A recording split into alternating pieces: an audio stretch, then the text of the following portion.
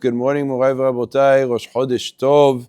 B'ezrat Hashem, the learning today should be L'Refuah Shelema to Miriam Mira Bachini, Ben Sion Ben Betsy, and Mordechai Tzvi Ben Ruth Chana. Efrat Badadach. B'ezrat Hashem, Mincha is going to be at 5:15. Please be on time. There is a very interesting Rashba that has to do with the situation in the Melacha of Tzedah, where he talks about where a deer walks into the house.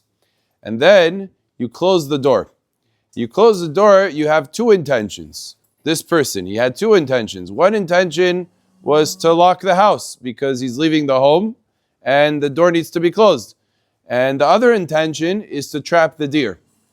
Says the Rashba, as long as it's not your only intention to trap, it's also to close. It is mutar to go ahead and to have both intentions. He brings down a Yerushalmi and brings a proof to this. Now this Rashba is a fascinating Rashba that is actually very difficult to understand, because in general we have a concept called, and this question that I'm about to ask is really what the Ran asks on him. The Ran says, in general, whenever you do an action without intent, if it's for sure going to do a melacha, something that is prohibited, that's called a psik resha, and it's not allowed to be done, even if you're not intending for that melacha.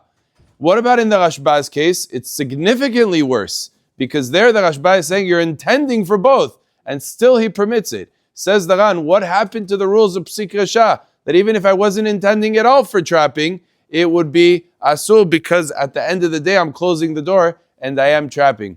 So there are many answers given to this. Honestly, they're very difficult answers. They're not so simple to understand the fine distinction of what the Rashba means, because the Rashba certainly does have to agree with the rules and guidelines of psik resha.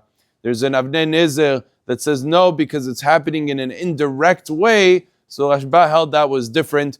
Other answers are given. Pretty difficult. At the end of the day, whatever the reconciliation for the Rashba is, Ovadia and many of the poskim accept the position of the Ran and not of the Rashba. So it comes out that whatever distinction you say in the Rashba to explain it, at the end of the day the Ran argues and says, no, this falls under the category of psik resha. So even, says the Ran, if you don't intend at all for trapping the animal, purely for closing the door, it would be a problem to close that door once there is a deer inside, because now you have finalized and completed the trapping of the animal. So what should you do? The door is going to be open.